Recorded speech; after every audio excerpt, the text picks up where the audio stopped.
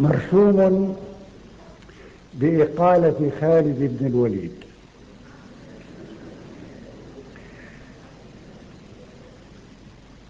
سرقوا منا الزمان العربي، سرقوا منا الزمان العربي، سرقوا فاطمة الزهراء من بيت النبي. يا صلاح الدين، باعوا النسخة الأولى من القرآن، باعوا الحزن في عيني علي. يا صلاح الدين، باعوك وباعونا جميعا في المزاد العلني.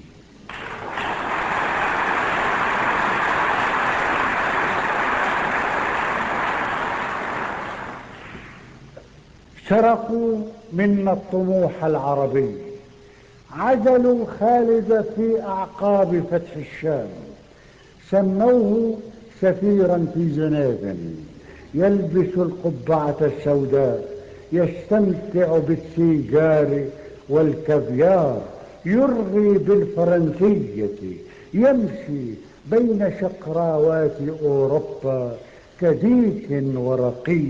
أتراهم دجنوا هذا الأمير القرشي؟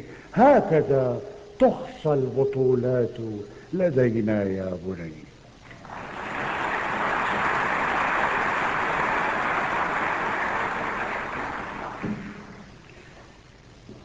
سرقوا من طارق معطفه الأندلسي، سرقوا منه النياشي، أقالوه من الجيش، أحالوه إلى محكمة الأمن، أدانوه بجرم النصر. هل جاء زمان صار فيه النصر محظورا علينا يا بني؟ ثم هل جاء زمان يقف السيف به متهما عند أبواب القضاء العسكري؟ ثم هل جاء زمان فيه نستقبل إسرائيل بالورد وآلاف الحمائم والنشيد الوطني؟ لم أعد أفهم شيئا يا بني، لم أعد أفهم شيئا.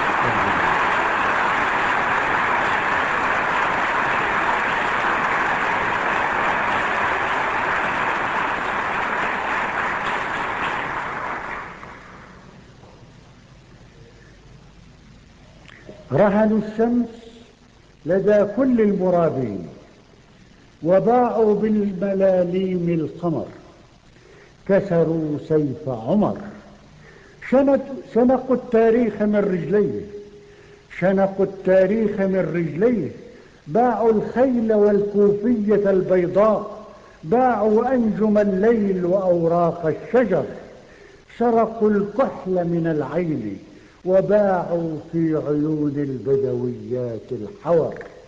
أجهضونا قبل أن نحبل، أجهضونا قبل أن نحبل، أعطونا حبوبا تمنع التاريخ أن ينجب أولادا، وأعطونا لقاحا يمنع الشام بأن تصبح بغدادا، وأعطونا حبوبا تمنع الجرح الفلسطيني أن يصبح بستان نخيل، ومارجوانا لقتل الخيل أو قتل الصهيل، وسقونا من شراب يجعل الإنسان من غير مواقف، ثم أعطونا مفاتيح الولايات وسمونا ملوكا للطوائف.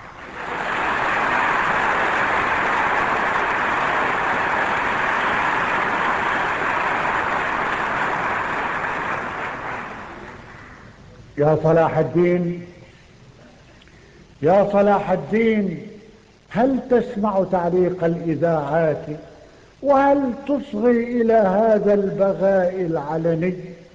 أكلوا الطعم، أكلوا الطعم وبالوا فوق وجه العنفوان العربي. ما الذي يجري على المسرح؟ ما الذي يجري على المسرح؟ من يجذب خيطان الستار المخملي؟ من هو الكاتب؟ لا ندري. من المخرج؟ لا ندري، ولا الجمهور يدري يا بني.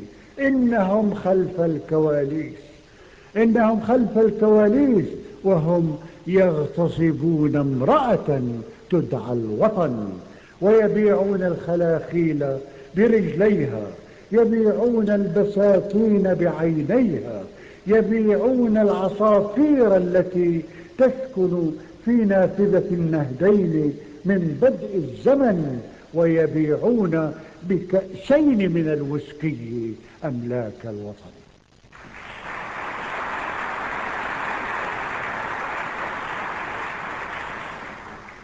سرقوا منا الزمان العربي، أطفأوا الجمر الذي يحرق صدر البدوي، علقوا لافتة البيع على كل الجبال، سلموا الحنطة والزيتون والليلة وعطر البرتقال، منعوا الأحلام أن تحلم، ساقوا كل أنواع العصافير التي تكتب أشعارا إلى السجن.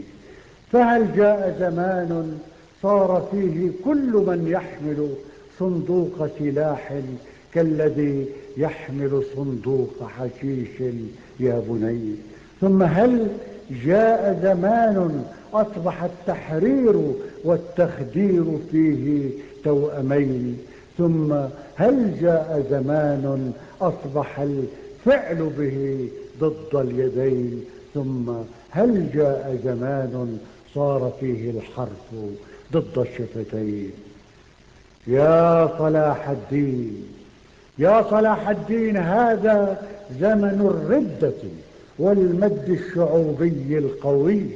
أحرقوا بيت أبي بكر وألقوا القبض في الليل على آل النبي، فشريفات قريش صرنا يغسلن صحون الأجنبي. يا صلاح الدين، ماذا تنفع الكلمة في هذا الزمان الباطني؟ ولماذا نكتب الشعر وقد نسي الله الكلام العربي؟